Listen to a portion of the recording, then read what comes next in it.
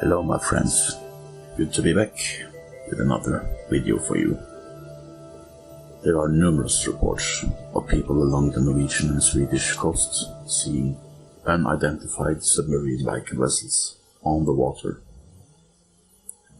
There is still a lot of unsolved cases, especially in Norway. There also are a few solved cases, like the Russian submarine in the Blekinge case. I'll tell you about it. In October 1981, the Soviet submarine S-363 accidentally hit an underwater rock about 10 kilometers or 6.2 miles from the main Swedish naval base at Karlskrona, surfacing within Swedish waters. The captain initially claimed that simultaneous failures of navigation equipment had caused the boat to get lost. This despite the fact that the boat had already somehow navigated through a treacherous series of rocks, straits and islands to get so close to the naval base. The Soviet Navy would later issue a conflicting statement claiming that the boat had been forced into Swedish waters due to severe distress, although the boat had never sent a distress signal and instead attempted to escape. Then the situation became tense. The Soviet Navy sent a rescue task force to the site in Sweden, commanded by Vice Admiral Oleksij Kalinin, on board the destroyer Sognefjord. The rest of the fleet was composed of a Katlin-class destroyer, 2 Nanook-class corvettes, and a Riker-class frigate. The Swedish government at the time was determined to safeguard Swedish territorial integrity. As the Soviets' recovery fleet appeared off the coast on the first day, a fixed coastal artillery battery locked onto the ships, indicating to the Soviets that there were active coastal batteries on the island.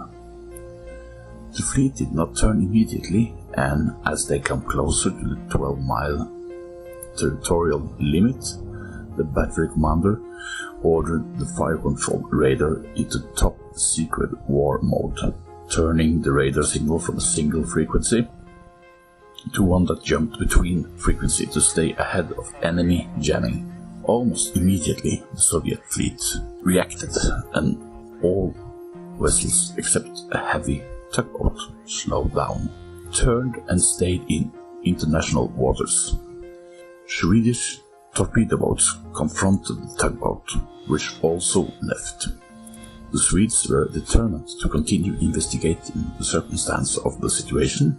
The Soviet captain, after a guarantee of his immunity, was taken off the boat and interrogated in the presence of Soviet representatives. Additionally, Swedish naval officers examined the logbooks and instruments of the submarine. The Swedish National Defense Research Institute also secretly measured for radioactive materials from outside the hull using gamma ray and spectroscopy from a specially configured Coast Guard boat. They detected something that was almost certainly uranium-238 inside the submarine, located to the port torpedo tube. Uranium-238 was routinely used as cladding in nuclear weapons, and the Swedes suspected that the submarine was in fact nuclear-armed. The yield of the weapon was estimated to be the same as the bomb dropped over Nagasaki in 1945. Although the presence of nuclear weapons on board submarine 363 was never officially confirmed by the Soviet authorities, the vessel's political officer Vasily Bezedin later confirmed that there were nuclear warheads on some of the torpedoes, and that the crew was ordered to destroy the boat, including these warheads, if Swedish forces tried to take control of the vessel. As the Soviet captain was being interrogated, the weather turned bad, and the Soviet submarine sent out a distress call. 2 ships coming from the direction of the nearby Soviet armada were detected passing 12-mile limit, headed for Karlskrona. This produced the most dangerous period of the crisis, and is the time where the Swedish Prime Minister Thorbjørn Fälldin gave his order to hold the border to the Supreme Commander of the Swedish Armed Forces, General Lennart Ljung. The coastal batteries, now fully manned, as well as the mobile coastal artillery guns and mine stations, went to action stations. The Swedish Air Force scrambled strike aircraft armed with modern anti-ship missiles and reconnaissance aircraft, knowing that the weather did not allow rescue helicopters to fly in the event of an engagement. After a tense 20 minutes, General Ljung called Prime Minister Fälldin again and informed him that it was not Soviet surface ships but 2 German merchant ships.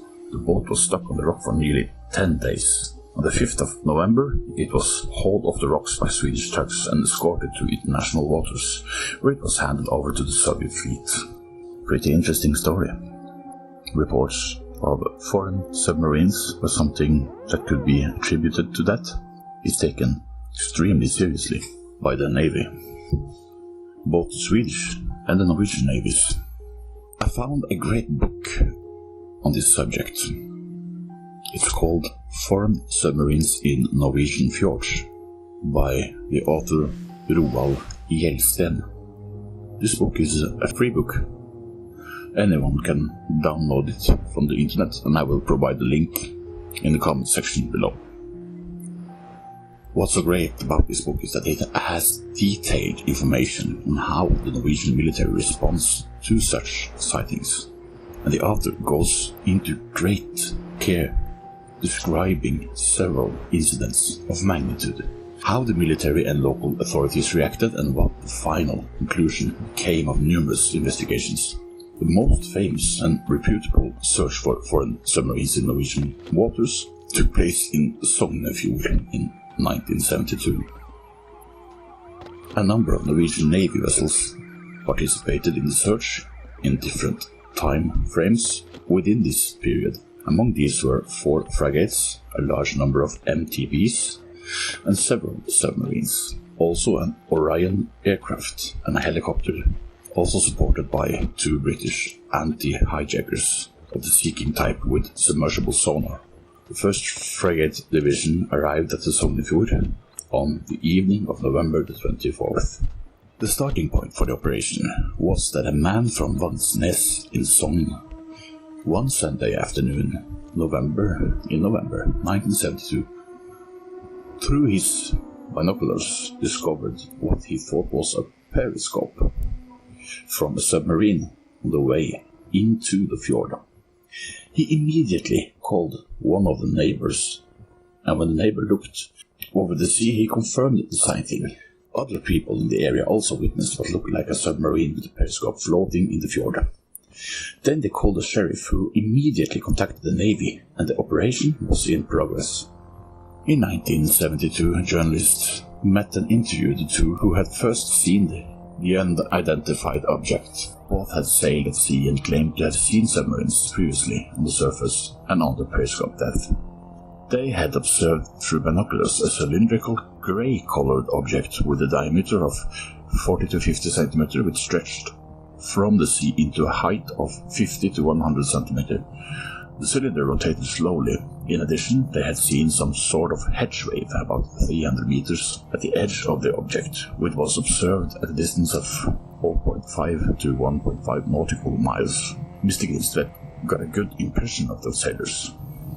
Several interesting reports followed after the submarine hunt was started and became known. A man came forward and stated that he had previously seen what could be a submarine further out in the fjord. The time of his observation and the distance to the location where the 2 men later sighted the periscope corresponded well with the speed submerged conventional Soviet submarine was known to be moving at. The Sognefjord incident became controversial because it really was not enough evidence for the military to come out and state that the unidentified object probably was a Soviet submarine. But indeed they had plenty of evidence, like reliable witnesses and sonar hydrophonic confirmation, to say that it was a confirmed unidentified cylindrical object visiting Norway's deepest and widest fjord, Sognefjord. The U-boat search that remains covered up was the title of an article about the incident in one of Norway's biggest newspaper, Aftenposten, in the year 2001, which showed that there had been no new clarifications in the case. It was also apparent, according to Admiral Gjeldsten, that after the Navy arrived at the Sognefjord, the frigates discovered an accumulation of driftgoods in the area in question. This gathering consisted, among other things, of a log that floated vertically and a small iron barrel. Mr. Gjeldsten, as head of operation in 1972, reported this to the sea commander. He actually expected the operation to be terminated. In his unpublished report, Mr. Gjeldsten claims that he later received support from leading teams in the intelligence staff for his view that there was no submarine in Sognefjord. Sonar conditions were also very difficult.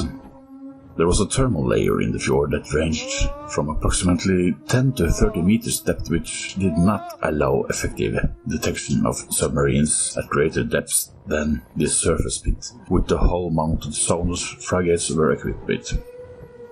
In addition, the sonar crews were inexperienced. The reverberation in the fjord was also high, with noise from ships' engines and propellers, as well as wake from ferries and other shipping traffic. All this disturbed and made the condition difficult for the sonar operators. All in all, the conclusion came to the following statement from the military.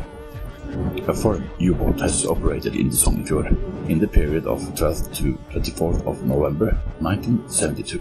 There are indications that the submarine might be of Soviet origin, possibly from the Baltic Sea.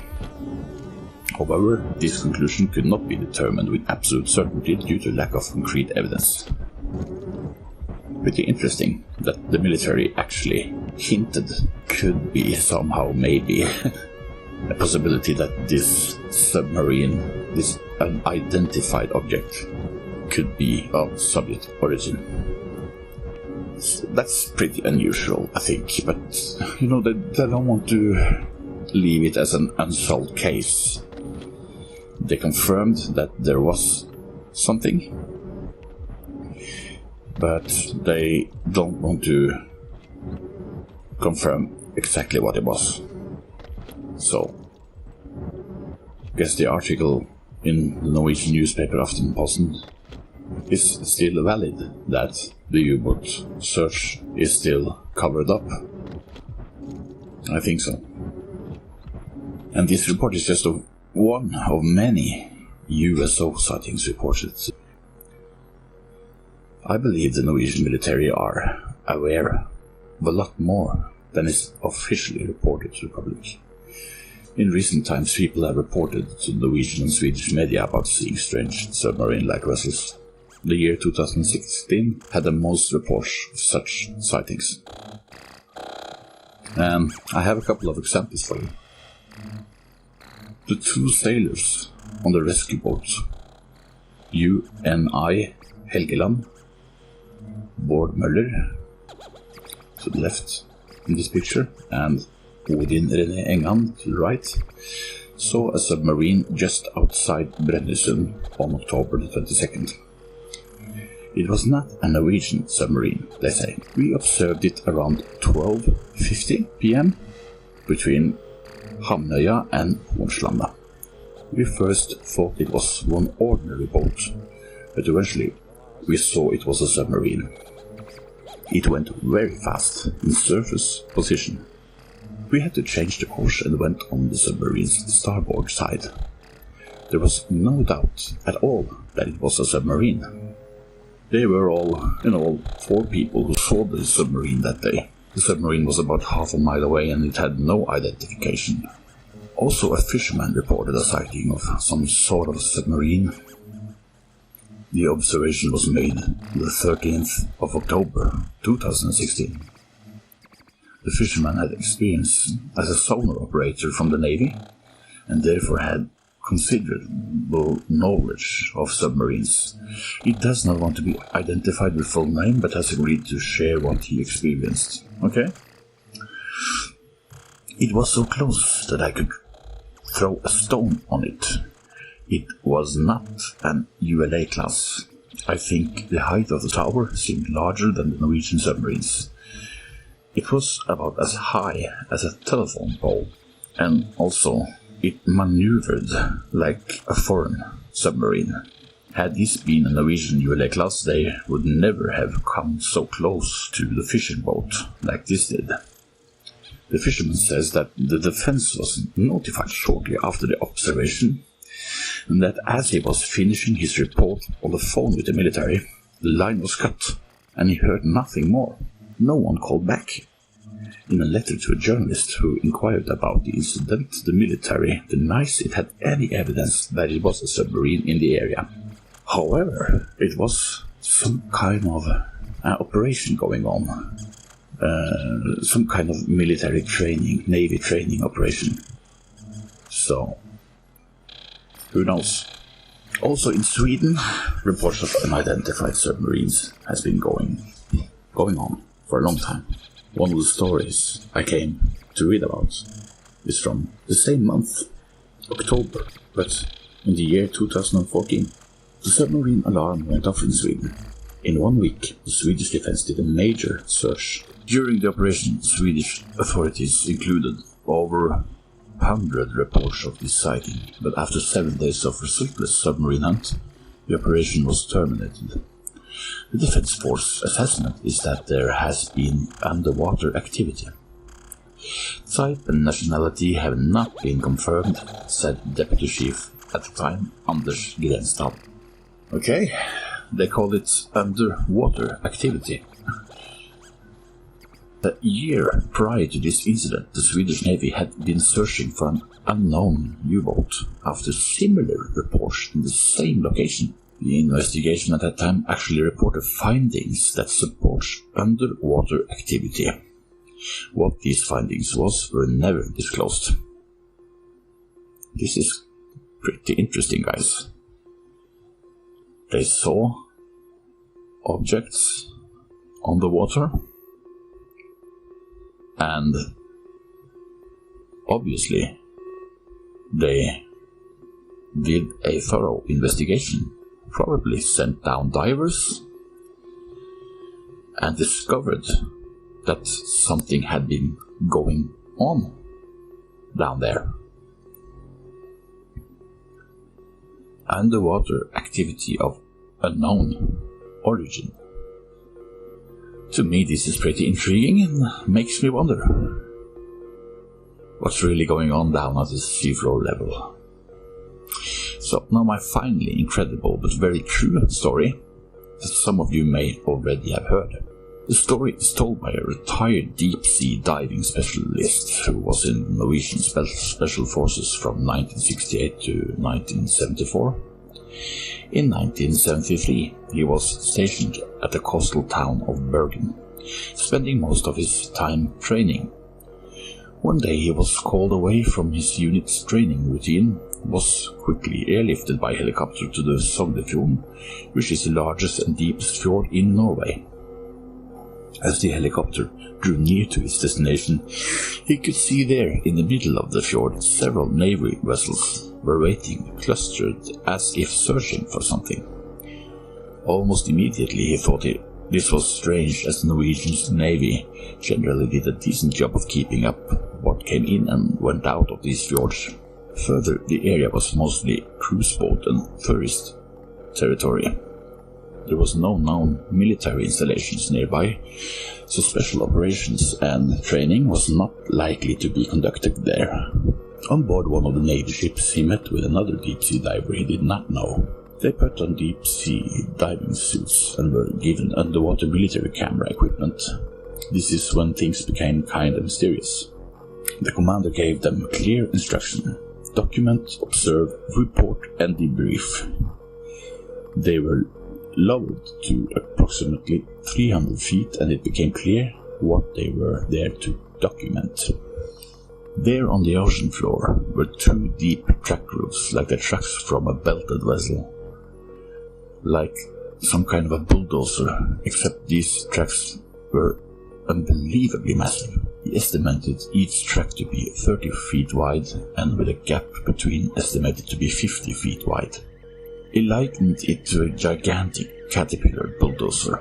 It immediately struck him as very chilling when it dawned on him that there are no known machinery or vehicle remotely close to the size of these tracks that can move about underwater in this fashion. They were told by the commander to observe, take pictures and memorize all about the gigantic caterpillar tracks as they were to follow it out through the fjord. The situation became even weirder when, by the use of their military-grade flashlights, they could see that the tracks continued on and disappeared far away into the underwater horizon. As he states, this object had rolled forward as if someone driving a bulldozer through a varied and uneven landscape, leaving two massively steady deep tracks in its wake, with a total width of more than 100 feet. After being underwater and documenting the bizarre tracks for a long time, it suddenly just stopped. The tracks was no more. He states, it looked like the object had just been lifted straight out of the seafloor. This after having documented the tracks being more than 3 kilometers long. There was no trace of it further out the fjord. They were immediately called up to the surface to debrief. Shortly after, he was airlifted back to his base. He never heard a single thing about the peculiar mission again. Not a word. This is indeed a credible story, and fascinating for sure. Wow.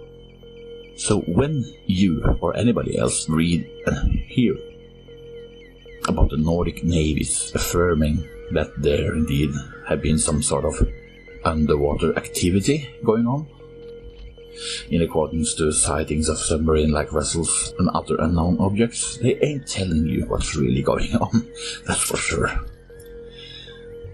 I'll include a great finding of something moving around and making tracks on the seafloor. Think about this.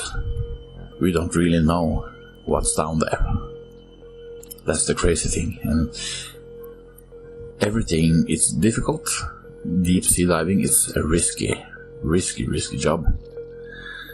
So whoever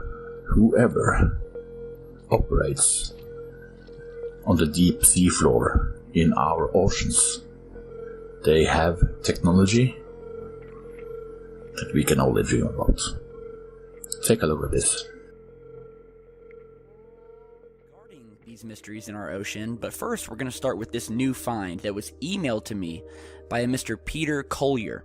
Now, he was looking over the Google Earth ocean imagery when he came across these very mysterious lines and patterns at the bottom of the ocean, the North Pacific Ocean, and we will put the coordinates to this down in the video description.